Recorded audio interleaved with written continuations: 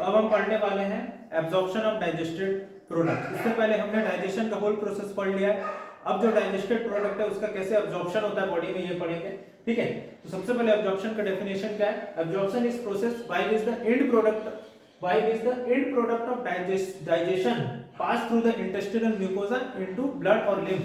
मतलब जो भी एंड प्रोडक्ट बना है हमारा डाइजेशन का, हमने बनाया था इससे पहले वीडियो में, वो इंटेस्टिनल म्यूकोजा के थ्रू कहां चल देगा, या तो ब्लड में चल देगा या लिम्फ में चल देगा। ब्लड और लिम्फ क्या होता है इसके बारे में बॉडी फ्लूइड्स के ऊपर अलग से चैप्टर में उसको बताया जाएगा।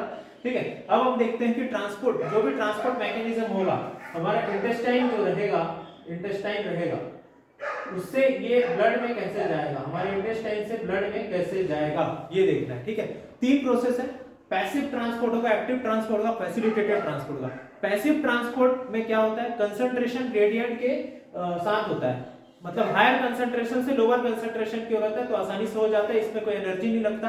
एक्टिव ट्रांसपोर्ट क्या होता है, लो कंसंट्रेशन से हाई कंसंट्रेशन की होता है, इसलिए इसमें एनर्जी लगता है। ठीक है, इसमें एनर्जी लगेगा, इसमें एक्टिव ट्रांसपोर्ट में इसमें नहीं लगेगा। और फैसिलिटेटेड ट्रांसपोर्ट स्पेशल टाइप का ट्रांसपोर्ट होता है, इसमें कुछ कैरियर प्रोटीन्स होते हैं। क्या होता है, कैरियर प्रोटीन्स, और इस मेथड के through glucose, amino acid etcetera transport होते हैं। देखो अब वाटर का ट्रांसपोर्ट क्या होता है, ऑस्मोटिक ग्रेडियंट दिया हुआ है वाटर का ट्रांसपोर्ट। ऑस्मोटिक ग्रेडियंट मतलब वही हमारा हायर टू लोअर कंसंट्रेशन जो ऑस्मोटिक ग्रेडियंट होगा वाटर का ट्रांसपोर्ट होगा।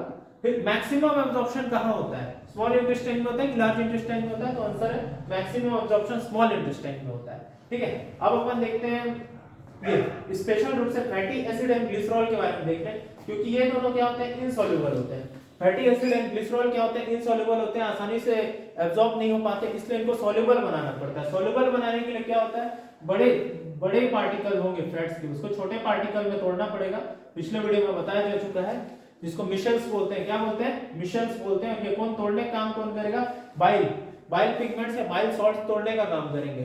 ठीक है, अब ये मिशेल्स जो बन गए ये कहां पे जाएंगे, इंटेस्टिनल म्यूकोजा में, जो इंटेस्टाइन का म्यूकोजा है वहां पे जाएंगे, और फिर से उनका क्या होगा, रिफॉर्मेशन होगा और एक नया स्ट्रक्चर बनाएंगे जिसको काइलोमाइक्रोन बोलते हैं। क्या बोलते हैं, काइलोमाइक्रोन। अब इंटेस्टाइन में क्या होते हैं, विलाई होते हैं, ऐसे ऐसे करके विलाई होते हैं इंटेस्टाइन, जहां से एब्जॉर्प्शन होता है, और वहां से विलाई से एब्जॉर्प्शन हो जाएगा, कहां से हो जाएगा, लिम्फ वेसल में, लिम्फ वेसल के थ्रू वेन्स में चल देगा।